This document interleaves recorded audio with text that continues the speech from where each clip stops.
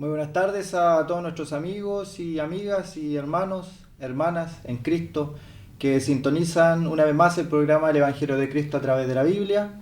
Estamos contentos de que nos dejen una vez más entrar en su hogar para aprender, escudriñar las Escrituras, porque la Biblia misma dice que ellas dan testimonio de nuestro Señor. Para aprender de la Biblia también tenemos gratuitamente los cursos bíblicos Emaús, que aquí hay un ejemplo de este curso bíblico Emaús. Se le entrega a la persona, al estudiante, al hermano, a la hermana o a cualquier persona que quiera aprender más de la Biblia, un curso bíblico Emaús. Se le entrega el libro y una hoja con las preguntas para que las vaya contestando, y luego posteriormente se entrega solamente la hoja de exámenes para ser calificado y se queda con el libro para estudiarlos cuantas veces usted estime conveniente. Hay varios títulos, por ejemplo, que tengo acá, se llama Un encuentro con Cristo. Está el siervo de Dios, el verbo de Dios, la Biblia dice así, lo que la Biblia enseña, Pedro y la iglesia, lecciones para la vida cristiana, y así muchos otros libros que están a disposición de forma gratuita para todas aquellas personas que quieran aprender y profundizar de la palabra de Dios a través de estos cursos por correspondencia. El único libro guía que se ocupa con estos cursos es la Biblia, la palabra de Dios, la Biblia que ocupa la mayoría del pueblo protestante, la Reina Valera, 1960, otras versiones, pero esa es la Escritura. Y también hacemos una invitación para aquellos hermanos y amigos que nos han acompañado en los años anteriores a la clase bíblica de los días sábados. Este sábado comenzaremos con aquella clase bíblica a las 4:30 de la tarde. Aquellos amigos que nos han acompañado en otras ocasiones saben más o menos cómo es el tenor de nuestras reuniones. Estudiamos la palabra de Dios y también hay una once, un refrigerio para todos nuestros invitados. Totalmente gratuitas estas reuniones, la palabra de Dios. Nunca pedimos colectas, para que no se asuste alguien. Nunca pedimos colectas, porque la palabra de Dios la recibimos de gracia y de gracia también la debemos dar. Queremos en este día, en esta hora, invitarle a leer en la palabra de Dios la carta a los Hebreos. Carta a los Hebreos, que en otras ocasiones hemos estudiado un poquito de esta carta, que fue escrita a todas las tribus que estaban dispersas en el Imperio Romano. No se sabe el autor, algunos dicen que es Pablo, pero el Espíritu Santo esconde este hecho. No se sabe quién escribió la carta a los Hebreos. Hay suposiciones, pero si la Biblia no lo dice, ¿para qué nosotros vamos a adentrarnos en las profundidades? Escribió, como toda la Biblia, fue inspirada por el Espíritu Santo y quedó aquí en el canon de las Escrituras. Estos libros que nosotros tenemos fueron para nuestra edificación hasta el día de hoy. Hemos dicho en otras ocasiones, pasan los años, pero la Biblia permanece. Cambian los libros de historia. Primero decían que la Biblia, los sucesos que allí se relataban eran mitológicos, y los libros de historia han tenido que cambiar y la Biblia permanece. La ciencia ha tenido que cambiar sus libros de ciencia y la Biblia permanece. Cuando hasta en la Edad Media se hacía la sangría, se le cortaban las venas a las personas para que se les saliera la enfermedad. Y la Biblia desde la antigüedad decía que la vida del hombre está en la sangre, en la sangre. Es un libro especial, es un libro que ha cambiado generaciones, que ha cambiado naciones, que ha cambiado la vida individual de cada persona, de presidentes, de naciones, de países enteros en África. Está cambiando en el día de hoy también la vida. Nuestra vida también va cambiando día a día y se va renovando a través del lavamiento de la palabra de Dios. Por eso es bueno leer la palabra de Dios. Antes de leerla, tomar unos minutos de oración. Después de leerla, unos minutos de oración. Es recomendable eso para que Nosotros hablamos a Dios en oración, recibimos la voz de Dios a través de la palabra de Dios y luego, nuevamente en agradecimiento, nos acercamos a nuestro Dios. El libro de Hebreos es una carta escrita para los judíos que estaban dispersos en todo el Imperio Romano.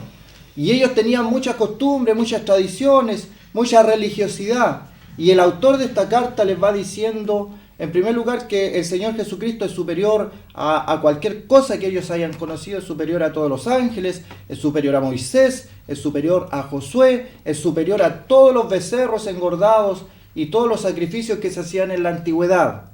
El Señor Jesucristo es superior a toda la tradición judía.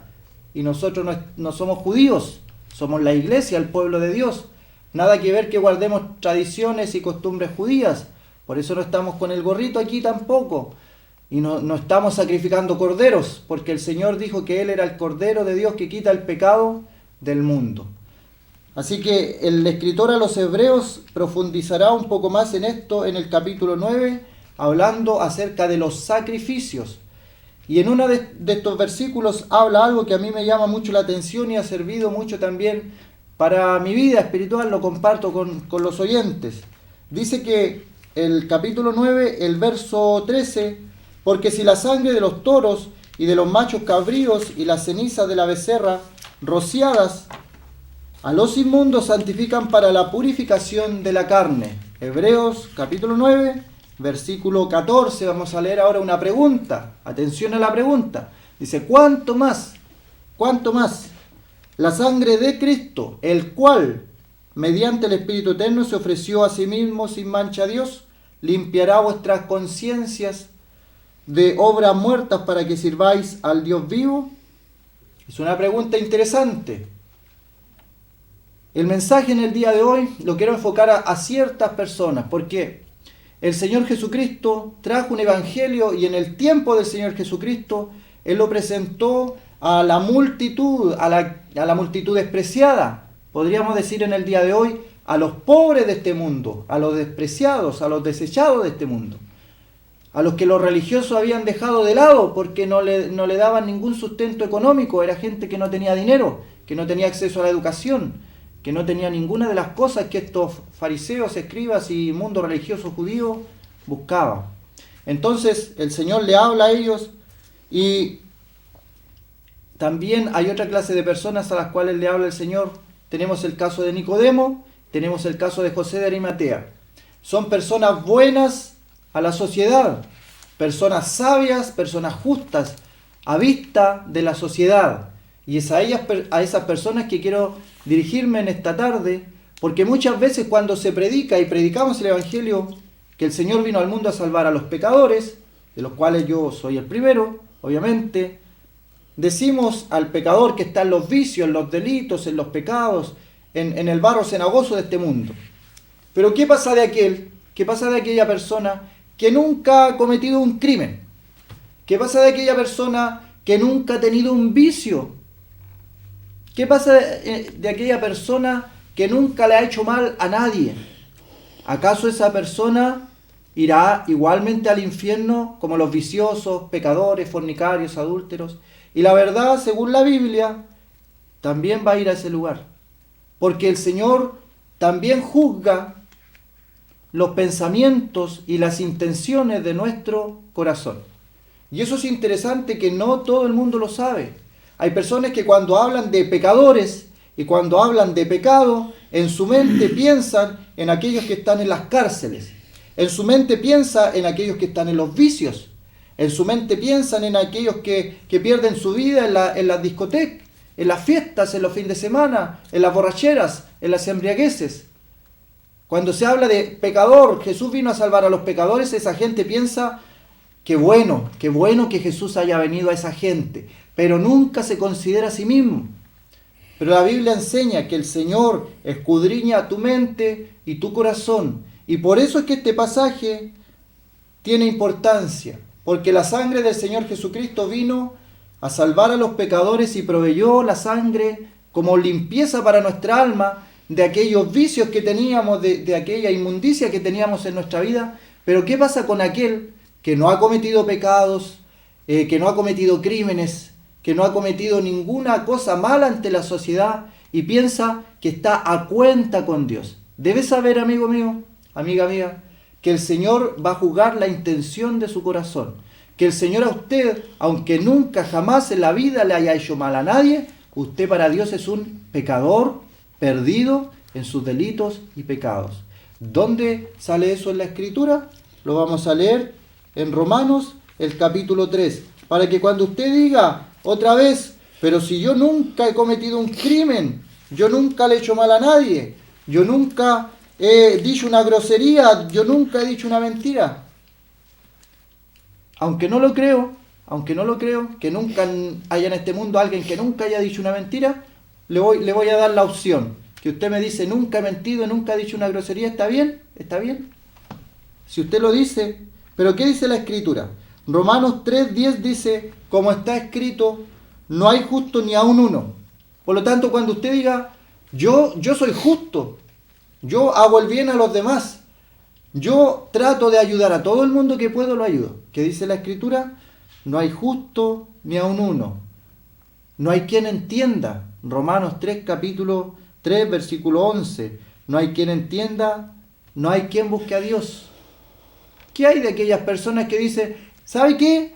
Usted me habla de la Biblia, pero yo de pequeñito busqué a Dios, fui criado en las bancas de la iglesia, desde pequeño toco la mandolina en el coro. No hay quien busque a Dios. No hay. O sea, si usted dice eso, que usted de pequeño buscó a Dios, está no contradiciéndome a mí, está contradiciendo a la palabra de Dios. No hay quien busque a Dios. Si usted se ha acercado a una congregación, si usted se ha acercado a Dios, es solamente por la gracia de Dios. Es solamente porque Dios en su misericordia, a través de su Espíritu Santo, le llamó y le buscó como la oveja perdida, descarriada, y fue y el buen pastor la tomó sobre sus hombros y la trajo al rebaño, al redil. Pero no nos enorgullezcamos y digamos, yo siempre de pequeñito busqué a Dios. Cada hermano y hermana que escuchan esta tarde sabe de dónde nos sacó el Señor. Nunca jamás en la vida nos gloriemos, porque ¿de qué nos vamos a gloriar? Sin el Señor no somos nada. Hay de aquel religioso que mira en menos al drogadicto, que mira en menos al alcohólico, que mira en menos al fornicario, al adúltero, por sus pecados. Porque si no fuera por la gracia de Dios, tú estarías peor que ellos, hermano, hermana. Así que el agradecimiento a la gracia del Señor. Entonces, ¿has buscado tú desde pequeñito a Dios? ¿Qué dice la Biblia? No hay quien busque a Dios. Es que yo sigo los mandamientos, sigo el camino, guardo el día sábado, guardo el día domingo, guardo el día que me dicen. ¿Qué dice? No hay quien haga lo bueno, no hay ni siquiera uno. No hay quien haga lo bueno, no hay ni siquiera uno. ¿Cómo puedes tú pelear con la palabra de Dios? ¿Cómo puedes tú contradecir a la palabra de Dios? Si la palabra de Dios dice que no hay justo ni aun uno, ¿podrías decir tú que eres justo? ¿Cierto que no?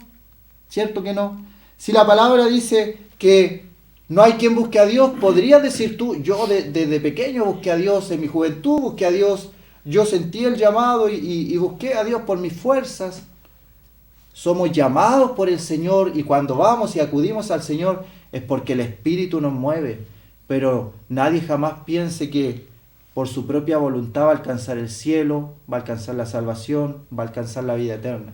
Es un regalo, esa es la palabra gracia. Cuando a una persona se le da un regalo, la persona solamente tiene que decir gracias. ¿Se imagina a alguien que usted le regalara algo muy, muy grande y usted tomara el regalo y dijera, muchas gracias, ¿cuánto le debo? ¿Cuánto es? ¿Qué debo hacer para pagar este regalo? Es ridículo. Eso a veces tratamos de hacer con Dios.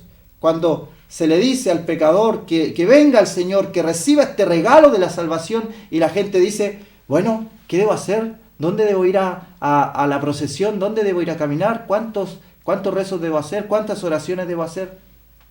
Te dan un regalo y tú piensas que tienes que pagarlo. Terrible, terrible. Mejor reconocer lo que dice la Biblia. Todos nos alejamos de Dios, todos estamos descarriados, no hay quien busque a Dios, no hay ni siquiera uno, todos nos apartamos. Y luego viene algo más fuerte, dice que sepulcro abierto en nuestra garganta. Las palabras que nosotros decimos, lo que sale de nuestra boca, eso es lo que contamina al hombre. Entonces, por eso es que el Señor en Hebreos capítulo 9 nos tiene que decir que la sangre del Señor limpia también nuestras conciencias. Porque hay personas que nunca jamás en la vida han matado a nadie. Pero el Señor dijo, si alguien le dice necio a su hermano, si alguien le dice fato a su hermano, ya lo mató en su corazón, lo mató en su mente. Entonces eso es. Si hay pecado en nuestra mente, ¿cuántas personas has asesinado tú? Me vas a decir, a ninguna, jamás en la vida. Pero la pregunta, según Dios, sería, ¿a cuántas personas has matado en tu mente? Esa sería la pregunta. ¿Has adulterado? ¿Has tenido relación con alguien que no es tu mujer? Entonces la Biblia dice que eres un adúltero. Y yo te pregunto, ¿eres adúltero? Jamás en la vida yo no he adulterado. Pero la pregunta que hace Dios es, ¿has pensado eso? ¿Has pensado eso? Y según Dios eso ya es pecado. ¿Te fijas la diferencia de la ley de Dios? Es muy alta, es muy alta. Y nuestra conciencia está contaminada con pecado. Por eso es que la sangre del Señor Jesucristo tiene que limpiar también nuestras conciencias. De obras muertas, dice Hebreos 9, para servir al Dios vivo. Y ahora también un mensaje de reflexión a mis hermanos que participan en alguna congregación, que están activos en la obra de Dios. Y a veces Satanás viene y les estropea todo un día por los pecados pasados. Porque están ahí en la conciencia. Pero ¿qué dice Dios acerca de la sangre del Señor Jesucristo? Es capaz de limpiar las conciencias de obras muertas para servir al Dios vivo y verdadero. ¿Quieres tú servir de todo corazón al Dios vivo, pero tu conciencia no te deja? Hay provisión. La sangre de Jesucristo, su Hijo, nos limpia de todo pecado. Pero también en Hebreos 9, 14, dice que esta sangre nos limpia de nuestras conciencias para servir al Dios vivo. ¿Cómo podemos entrar al cielo? Hemos leído en Romanos 3. Buscando a Dios, no hay quien busque a Dios, ni siquiera uno. Siendo justo, no hay justo ni aun uno. Siendo bueno, no hay quien haga lo bueno, no hay ni siquiera uno. Hablando cosas lindas, sepulcro abierto es su garganta, con su lengua engañan. Versículo 13 de Romanos 3. Veneno de áspides hay debajo de sus labios, su boca está llena de maldición y de amargura, sus pies se apresuran a derramar sangre. Esa es la vida de nosotros sin Cristo, sin Dios. Así somos cada uno de nosotros. Hay personas que piensan y piensan y dicen, Hitler mató tanta gente, los dictadores matan tanta gente. Si tú estás y no has matado a nadie, es porque la gracia de Dios te ha protegido hasta este día. Pero ahora te está mostrando el Evangelio, te está mostrando que el Señor Jesucristo vino al mundo para salvarte a ti. Aunque tú digas, no, yo no le he hecho mal a nadie, seas una buena persona. En la Escritura aparece Nicodemo, Juan, capítulo 3. El centurión romano llamado Cornelio, en Hechos, capítulo 10. José de Arimatea, al final del libro de Juan, del Evangelio según Juan. 3 personas buenas ante la sociedad que no le hacían daño a nadie, pero necesitaban un Salvador. María, la madre del Señor, también ella dice que has mirado la bajeza de tu sierva. También ella necesitaba de un Salvador. No es porque tú seas bueno a los ojos de la sociedad, estás exento de necesitar un Salvador. Necesitas un Salvador, que es Cristo el Señor. Vamos a dejar hasta ahí por el momento la lectura de la palabra del Señor. Vamos a escuchar ahora a nuestro hermano Hugo, que también tiene un mensaje, pero quédate con esta reflexión. Primero, no puedes decir que eres bueno. No puedes decir que eres bueno, porque la Biblia dice que no hay bueno ni a uno. No puedes decir que eres justo. No puedes decir que desde pequeño has buscado a Dios, porque la Biblia dice no hay quien busque a Dios. No lo puedes decir, no lo podemos decir. Y segundo, si tienes cualquier pecado en tu vida y piensas que Dios te dio la espalda por eso, tienes que arrepentirte, volver al Señor y la sangre de Jesucristo, su Hijo, nos limpia de todo pecado. Primera de Juan, capítulo 1, versículo 7. Y hemos leído en el día de hoy Hebreos, capítulo 9, versículo 14, que la sangre del Señor es capaz de limpiar nuestras conciencias de obras muertas para servir al Dios vivo. Hay provisión, hay provisión. Y al hermano, a la hermana que nos llaman por su restauración, vuelve a los caminos del Señor, sírvele al Señor, que la sangre del Señor borre tu conciencia, la limpie, la lave tu conciencia y sírvele de todo corazón. No vuelvas atrás, sigue hacia la meta, prosigue hacia el blanco. Sabemos que hay recompensa para los que sirven al Señor. Él no es deudor de nadie, de ninguno. Así que vamos a dejar ahora a nuestro hermano Hugo.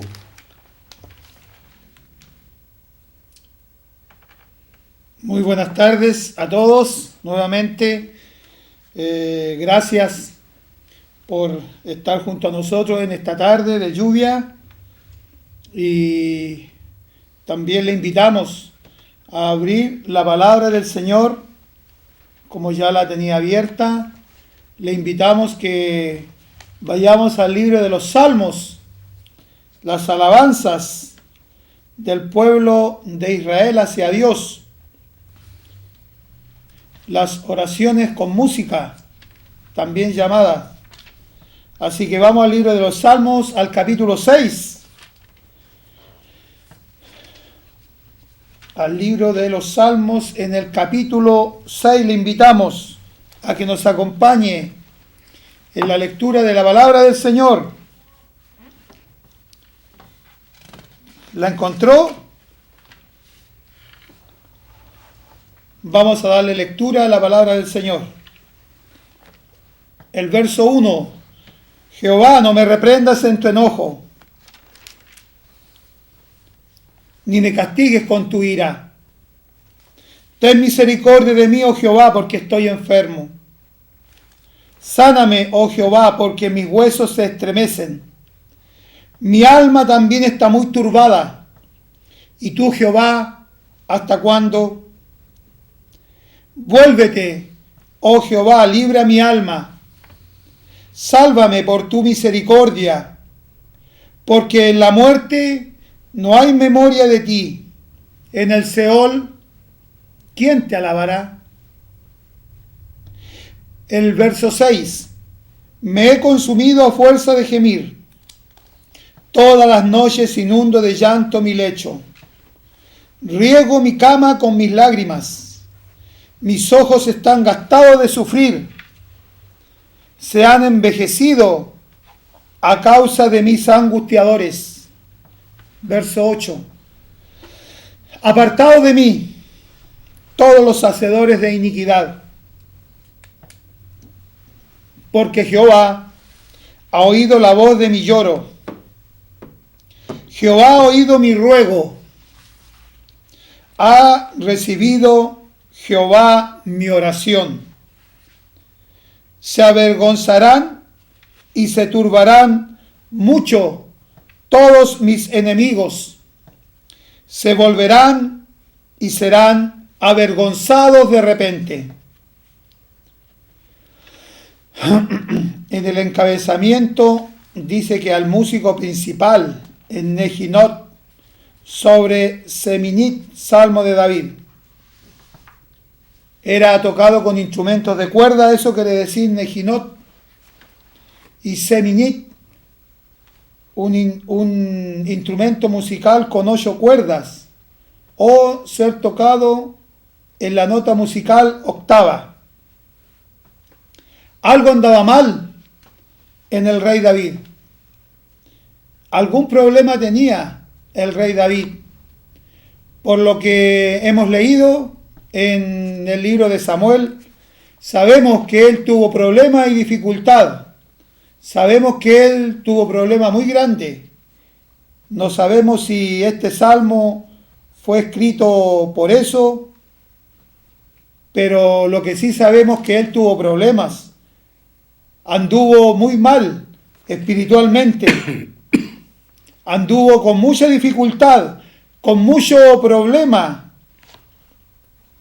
En este salmo, el rey David se humilla en tiempo de aflicción, humillándose en tiempo de aflicción, en el tiempo cuando tuvo pecados él en su vida, cuando vino el enemigo y le tentó y cayó en pecado, cuando viene el enemigo y nos tienta a nosotros también y nos hace caer en pecado, un pecado que es cuando se corta esa comunión que tenemos íntima con Dios, cuando el pecado arrebata lo que Dios nos ha dado, la gracia para hablar, la gracia para hacer su voluntad, oír la palabra del Señor, ya no lo queremos hacer, no queremos ir a reuniones por ese pecado que está inserto en nosotros, ese pecado que tenemos muy dentro de nuestro ser. Ese pecado que tú conoces y que Dios conoce. Ese pecado que está en nuestra mente. Porque sepas tú que cuando hay pecado, se demuestra en nuestro ser. Porque el gozo que tenemos se nos va. Y en la expresión de nuestro rostro, la expresión de nuestro rostro cambia. El gozo se convierte en llanto. El gozo se convierte en tristeza, porque la comunión con Dios se ha roto. Eso le pasó al rey David. Estaba rota la comunión con Dios por los pecados que él había cometido, por los pecados de adulterio y de homicidio que él había cometido contra el esposo de Betsabé. Pide misericordia. Pide a Dios que tenga misericordia de él. Pide a Dios que le ayude porque él está enfermo y eso nos pasa. Cuando hay pecado en nuestro ser, estamos enfermos. La enfermedad espiritual viene a nuestra vida y empieza la flaqueza.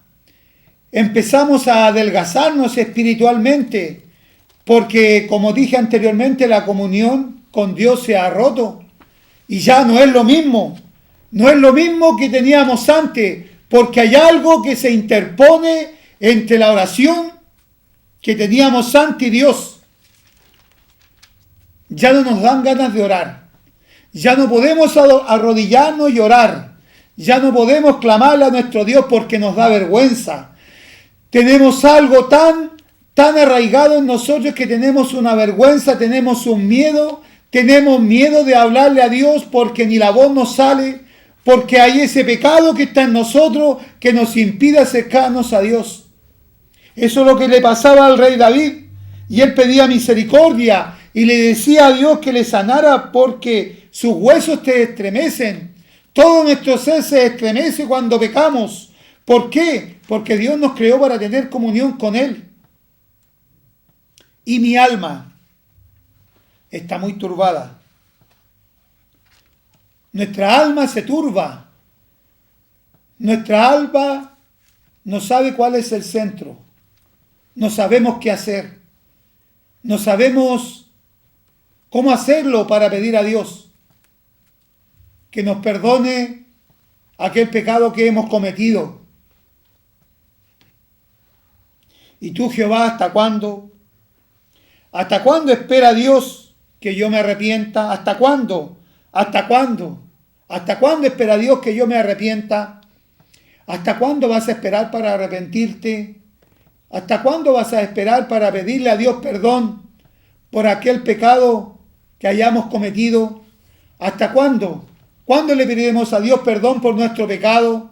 Ese pecado que está muy inserto en nuestro ser. Nos hemos apartado de Dios, nos hemos alejado de Dios por ese pecado o por esos pecados que están apartándonos de Él. Pidámosle a Dios, pidámosle que Él nos ayude, porque Él reconoce nuestra aflicción. Y también el rey sabía que viene un castigo. Ya hay un castigo. Sabemos muy bien que el Señor Jesucristo murió por nuestros pecados. ¿Murió por tus pecados el Señor? Si no es así, ojalá que así sea. El Señor Jesucristo murió por nuestros pecados en la cruz del Calvario. Y eso se interpone entre el juicio de Dios y el hombre. La cruz de Cristo se interpone. La cruz de nuestro Salvador Jesucristo se interpone entre el castigo que nosotros merecemos, lo que merecen nuestros sellos, pero a veces nos castiga. Nos castiga con algo que queremos. La comunión queda interrumpida con algo que nosotros quisiéramos poseer y no. Cuando éramos niños y nuestra abuelita, íbamos a la casa de nuestra abuelita y siempre hacían las abuelitas esas mermeladas tan exquisitas que tenían en unos frascos, ¿no es cierto? Y nosotros cuando llegábamos mirábamos eso. Y cuando salía la abuelita al patio, íbamos nosotros con una cuchara y empezábamos a degustar la mermelada que estaba en el frasco. Y con el apuro por cerrar el frasco, se nos caía el frasco al suelo y se quebraba. ¡Oh, qué dolor, qué tristeza! Cuando venía nuestra abuelita y se daba cuenta, ¡oh, quedaba rota la comunión con ella! Se había rompido la comunión con nuestra abuelita por lo que hicimos. Así es también con Dios. La comunión con Él está rota por nuestro pecado. La comunión con el Señor no hay manera de solucionarla. Está oscura, está muy oscuro, pero el Señor te ama y el Señor nos ama y nos quiere perdonar. Aquel gran pecado que hayamos cometido, el Señor nos quiere perdonar. Y cuando en la noche nos hincamos y cerramos los ojos, se pone oscuro, vemos todo oscuro y pareciera que el Señor no nos perdona y pareciera que no nos quisiera perdonar. Y nos hincamos y cuando termina la oración quedamos igual y cuando otra vez nos hincamos y pedimos perdón a nuestro Dios y le pedimos por lo que hemos hecho y nos levantamos, parece que estuviéramos igual y cuando nos volvemos a hincar y pedimos a Dios que nos perdone y nos levantamos, pareciera que estamos igual. Pero llega el momento en que nuestro ser llega algo que nosotros sabemos porque me ha pasado a mí, nos damos cuenta que el Señor nos ha perdonado. ¿Te ha perdonado a ti el Señor? ¿Te perdonó? ¿El Señor te ha perdonado tus pecados? ¿El Señor Jesucristo es tu Salvador? ¿Le has pedido perdón por tus pecados al Señor? El rey David era un creyente, ha pecado. Nosotros muchas veces pecamos. Nuestros amigos que no son del Señor, que no han aceptado al Señor Jesucristo como su Salvador personal, ¿cuándo será el momento? ¿Cuándo será la hora que vengas al Señor y le pidas perdón? El rey David a lo mejor no estaba interiorizado en lo que es la muerte, porque en Filipenses 1, 21, 22 y 23 nos habla que para mí, el apóstol Pablo, que para mí el vivir es Cristo y el morir es ganancia. ¿Es eso para ti? ¿Es eso? ¿El vivir es Cristo y el morir es ganancia? ¿Y usted que no es del Señor, le gustaría que fuera eso? ¿Le gustaría que fuera que el vivir sea para Cristo y el morir es ganancia? Porque de ambas cosas estoy puesto en un estrecho, no sé qué hacer, porque tengo deseo de partir y estar con el Señor, lo cual es muchísimo mejor. Claro que es muchísimo mejor, pero mientras estemos en este cuerpo, tenemos que andar conforme a lo que el Señor quiere, conforme a lo que nos dice su palabra y conforme a lo que, si el Señor anduviera con nosotros, tenemos que andar, porque el Señor anda con nosotros, el Señor está con nosotros, el Señor nos guía, nos da ánimo y nos da fuerza. Por eso era el llanto, la tristeza del rey David, hasta que se dio cuenta. Y la tristeza se convirtió en gozo, porque tenía seguridad de que Dios le había perdonado, porque él tenía la respuesta. Había muchos pasajes para ver, pero por el tiempo, en el 66, 18, 19, Si en mi corazón, estoy leyendo el Salmo 66, 18, si en mi corazón hubiese yo mirado a la iniquidad, el Señor no me habría escuchado. Mas, aquí viene la vindicación, mas ciertamente me escuchó Dios, atendió a la voz de mi súplica. ¿Cuál es tu súplica? ¿El Señor ha atendido a tu clamor? Sepas tú que si nunca has pedido perdón por tus pecados, el Señor atiende a tu clamor y a tu súplica ahora mismo, en este momento. No importa tu condición, no importa tu estado, no importa tu condición social, no importa tu religión, no importa tu color de piel, no importa si eres blanco, amarillo, de color rubio, no importa lo que sea. Si el Señor te ama, el Señor lo que quiere de ti es que tu alma no se pierda. Nuestra alma que no se pierda, porque lo que pasó en la cruz del Calvario ni con todo el oro del mundo se puede comprar, porque nuestra alma vale más que todos los tesoros del mundo y no se puede comprar con nada, porque es la sangre del Señor Jesucristo que fue derramada en esa cruz, y eso no se compra con nada, es lo más valioso que hay en este mundo. Y un pecador que se arrepiente también es más valioso que todo. ¿Cuánto gozo hay en el cielo por un pecador que se arrepiente? ¿Cuánto gozo hay? ¿No te gustaría en esta hora tener la seguridad de tu salvación? ¿No te gustaría saber que lo que te espera es eterno? Pídele al Señor, ahí mismo donde estás tú: Señor, he pecado. Señor, soy un pecador. Con tus palabras, pídele: yo he pecado, Señor.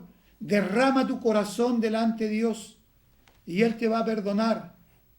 No importa lo que hayas hecho y no importa lo que tengas. Deja tu orgullo de lado. Deja el orgullo, porque el orgullo a ningún lugar te va a llevar. Humíllate delante de Dios para que Él te perdone.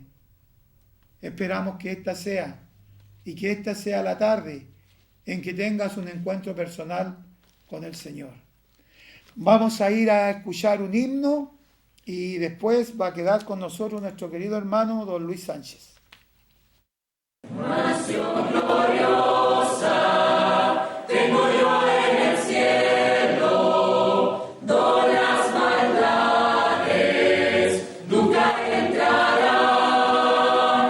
Toda tristeza cambiará en consuelo y en dulce canto el dolor irá paz. Bellas mansiones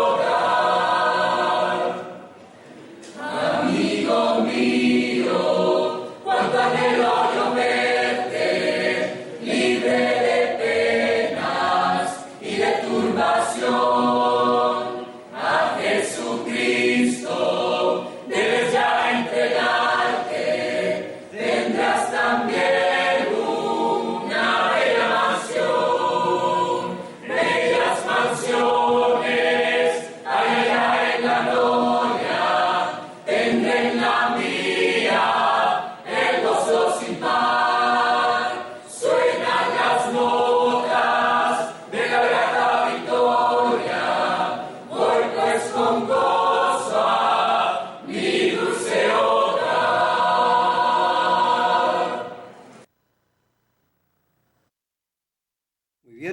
Estamos estudiando en el capítulo 17 del libro de los Hechos.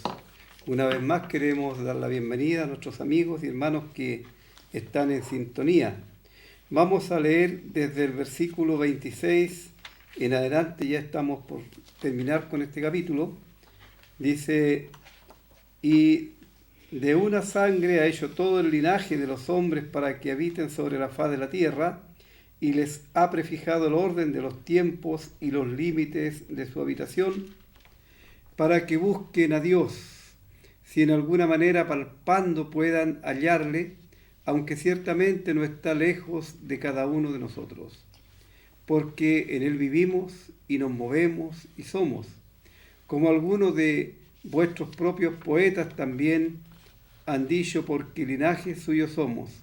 Siendo pues linaje de Dios, no debemos pensar que la divinidad sea semejante a oro o plata, o piedra de escultura de arte y de imaginación de hombre.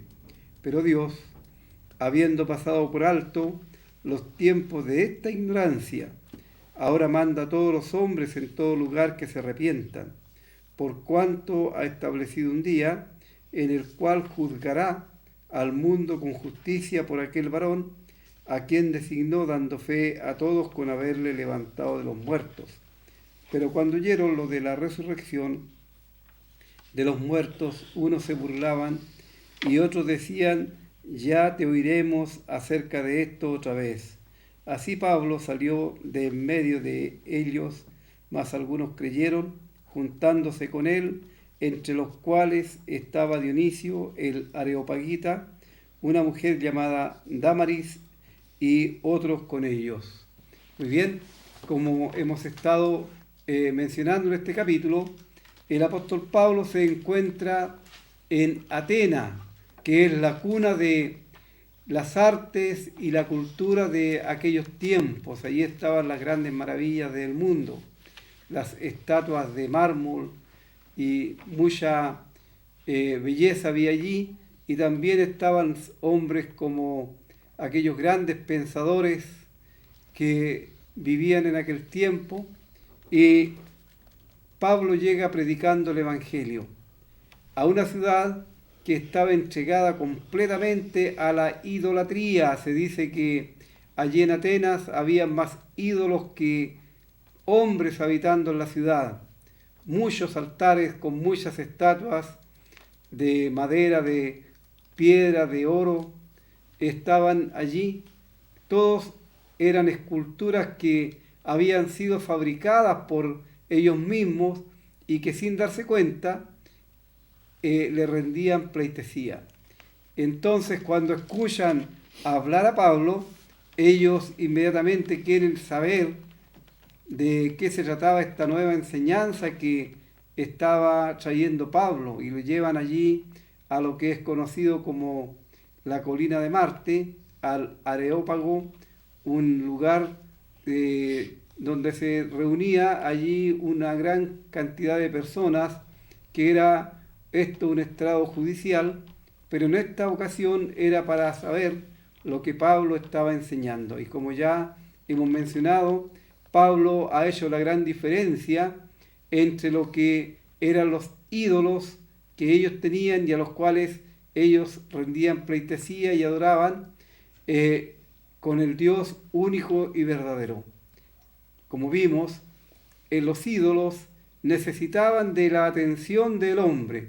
Primero tenían que fabricarlos, luego tenían que hacerle un altar en donde los ponían, y después le llevaban incluso alimentos y tenían que estar atentos a las necesidades de ese ídolo, de esa escultura. En cambio, el Dios que predicaba Pablo era el Dios que había creado todas las cosas, e incluso había creado a aquellos que habían hecho con sus manos aquellos ídolos, aquellas estatuas. Así, Pablo da a entender que el Dios que él predica es el Dios que creó todo lo que existe, incluyendo a la humanidad. Y con un primer hombre y una mujer empezó la raza humana, de una sangre ha hecho todo el linaje. Y Dios les ha prefijado los tiempos y los límites de su habitación, como mencionamos, ¿cierto? Esto tiene que ver que cada ser humano, cada hombre, ha vivido en la época que Dios le señaló. Ya ha vivido en el lugar también que Dios le señaló. Vale decir, por poner un ejemplo, Napoleón Bonaparte, el emperador aquel, vivió en el tiempo que Dios designó.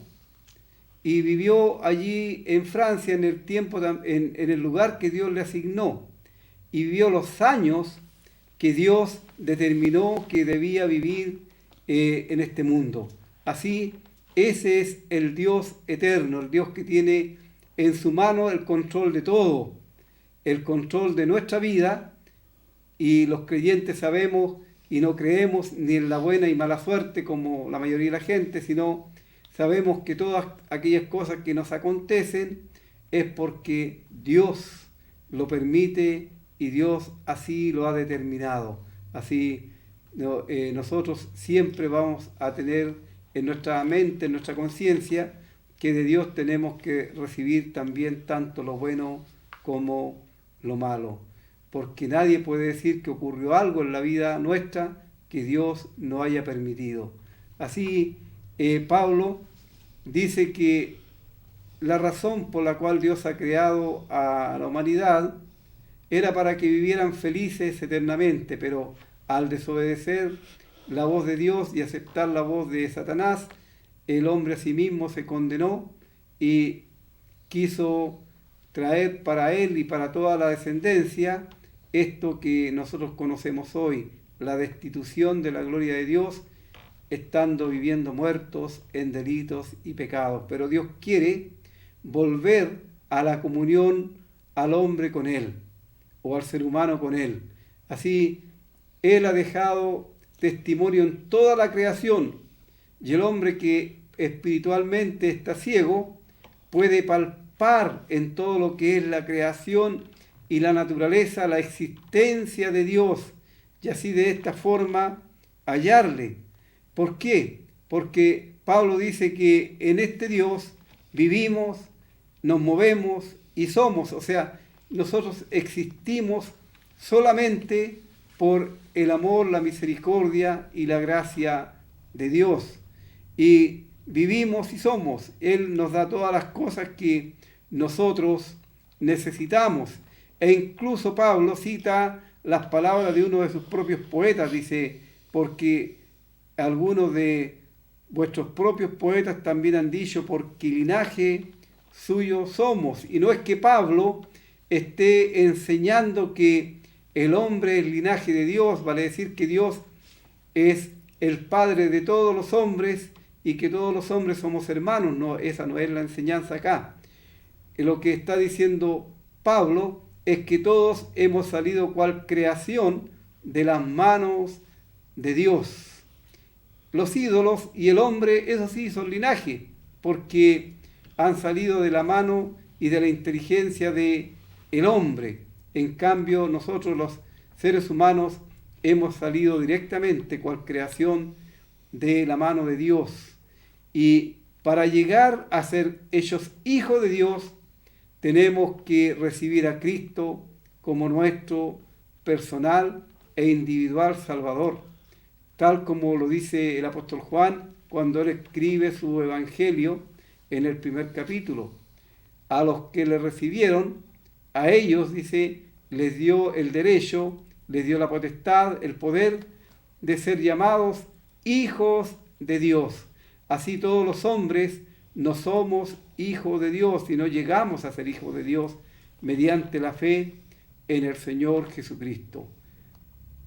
Hoy día la religión, como entonces allí en Atenas, porque en Atenas eran muy religiosos, hoy día la religión enseña que todos procedemos de un mismo Padre, pero por creación sí, pero no todos somos hijos de Dios, no nacemos como hijos de Dios en este mundo, nacemos destituidos, pero llegamos a conocer a Cristo al saber que Él murió por nosotros en la cruz, que Él ocupó el lugar que cada uno de nosotros merecíamos por nuestros pecados y que Dios cargó en Él el pecado de todos nosotros y nos apropiamos de esa obra expiatoria, entonces pedimos perdón a Dios por nuestros pecados y Dios dice que Él nos da vida y vida eterna y que no pereceremos jamás. Así Pablo dice, siendo pues linaje de Dios, no debemos pensar,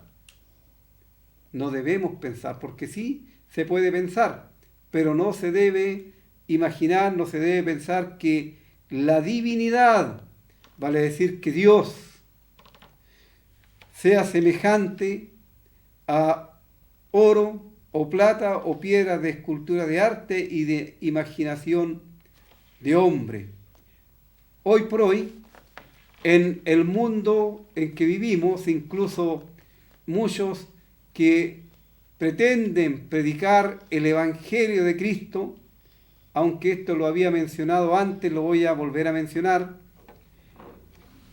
hacen aparecer fotos de hombres pecadores, de hombres corruptos, de hombres muertos en delitos y pecados, y pretenden que esa imagen de esos hombres es la imagen del Hijo de Dios. Es una tremenda blasfemia, un terrible pecado, porque Dios jamás dejó ningún retrato, ni siquiera en la imaginación humana, de su Hijo amado, para que esto no se convirtiera en idolatría. Y no es correcto, es una inmoralidad poner retratos incluso de actores que son homosexuales y pretendiendo que son la imagen del Hijo de Dios. Por supuesto, esta gente un día tendrán que comparecer delante del Dios eterno y entonces tendrán que dar cuenta de esta tremenda insulto que hacen al Dios eterno. Dios dijo desde el principio, y esto deberían tenerlo en la mente, incluso aquellos que hablan de la ley y tienen estos retratos o tienen estas figuras para mostrar como si fuera el Señor Jesús. Dios dijo desde el principio, no te harás imagen de ninguna cosa que está en el cielo, ni en la tierra, ni debajo de la tierra, no te inclinarás a ellas, ni, ¿qué más dice? Las honrarás, ni las honrarás. Pero ¿qué es lo que hace el ser humano? Se hace estas imágenes, se hace estas figuras y luego se arrodilla delante de ella y no se da cuenta que salieron de su propia imaginación y ellos por su propia mano.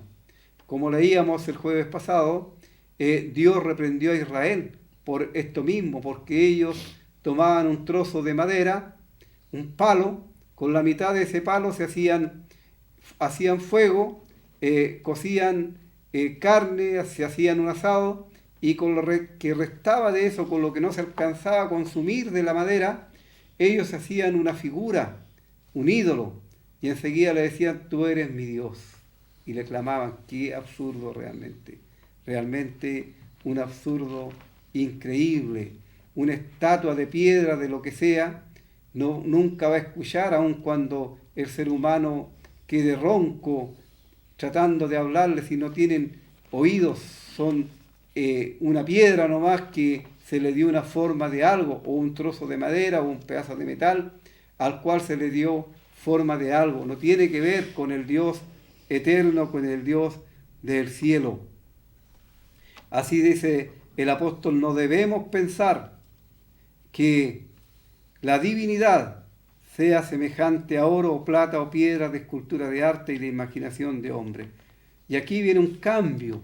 Pero Dios, habiendo pasado por alto los tiempos de esta ignorancia entre los gentiles, porque recordemos que aquí está hablando a gentiles, por eso él no puede citar ningún texto de la Biblia del Antiguo Testamento, porque ellos no la conocían, no la tenían. Ahora manda u ordena a todos los hombres, no hay excepción, Dios quiere que todos sean salvos y que todos procedan al arrepentimiento.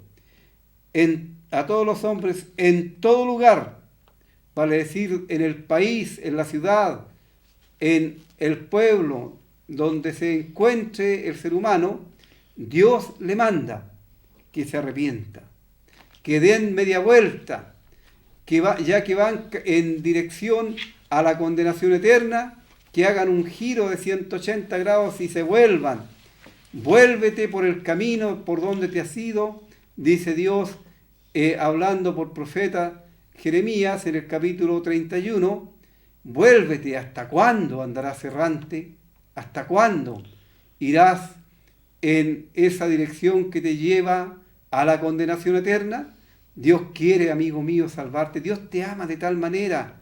Te amó que no escatimó a su propio Hijo, sino lo dio en propiciación por los pecados de todos aquellos que creemos en Él. ¿Por qué Dios quiere que te arrepientas? Porque si tú no te arrepientes, si tú no te vuelves a Dios, si tú no cambias de rumbo, va a llegar el día en que tendrás que comparecer a juicio, por cuanto ha establecido Dios un día en el cual juzgará al mundo con justicia por aquel varón a quien designó dando fe a todos con haberle levantado de los muertos. Qué importante es la resurrección del Señor Jesucristo. Si el Señor Jesucristo no hubiera resucitado, dice el apóstol Pablo escribiendo en su primera carta en el capítulo 15, entonces nuestra predicación sería vana, nuestra fe sería vana, aún nosotros estaríamos en nuestros pecados. Pero qué maravilla es que Cristo resucitó al tercer día, venciendo a la muerte y al que tenía el imperio de la muerte, a Satanás, y se ha sentado a la diestra de la majestad de las alturas, y se le ha dado un nombre que es sobre todo nombre. Y a él, Dios el Padre, ha designado como el juez tanto de vivos como de muertos.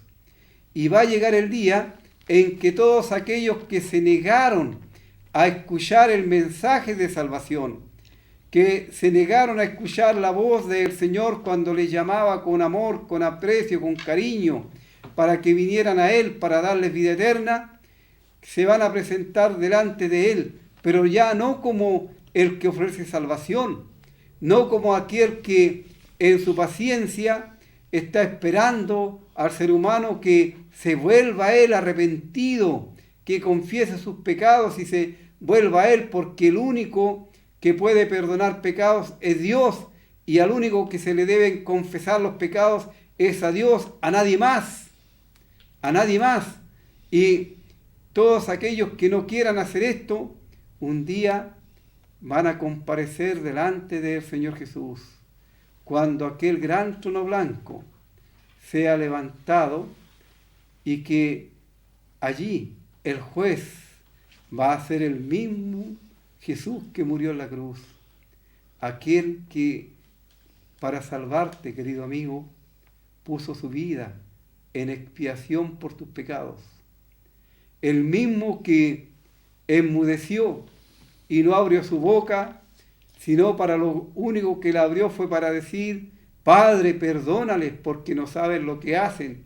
Cuando le estaban crucificando, Él no mostró ninguna rencor, ningún odio contra sus enemigos, sino incluso a sus enemigos. Él les ofrece vida eterna por su muerte en la cruz.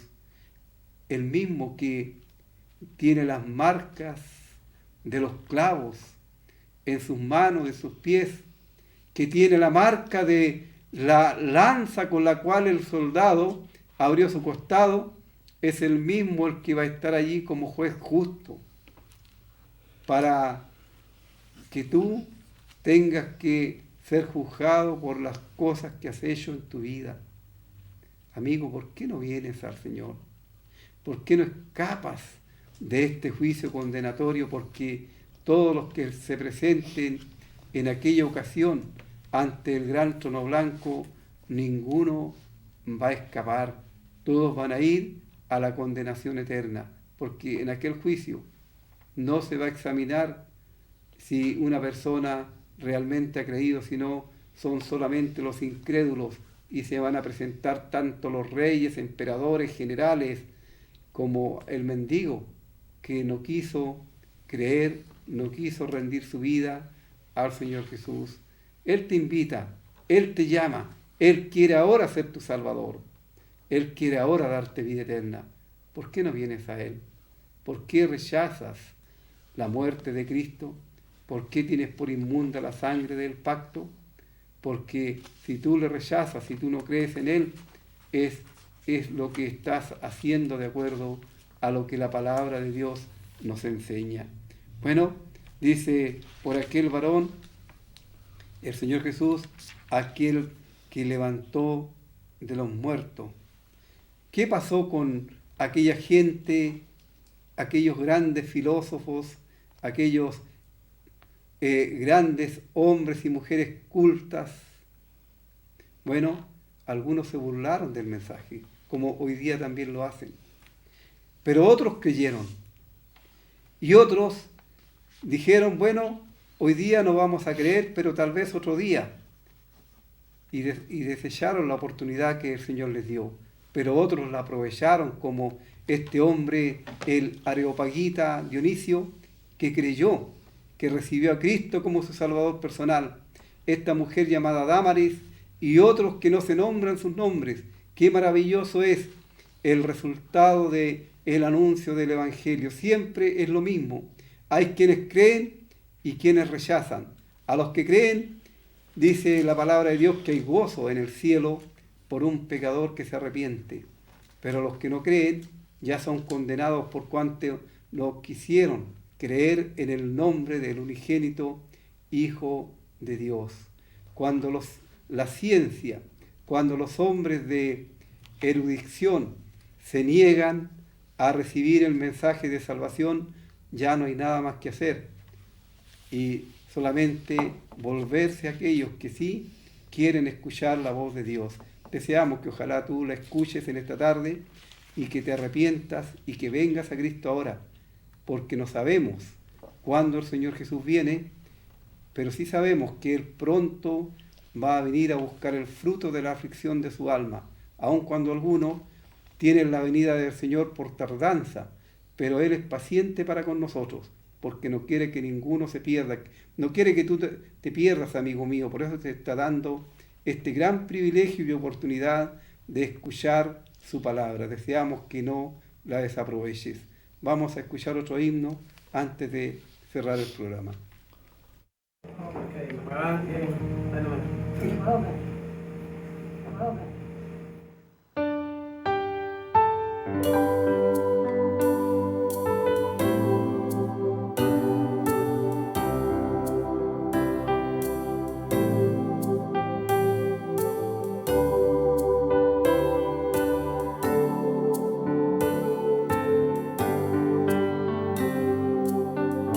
Dios le envió,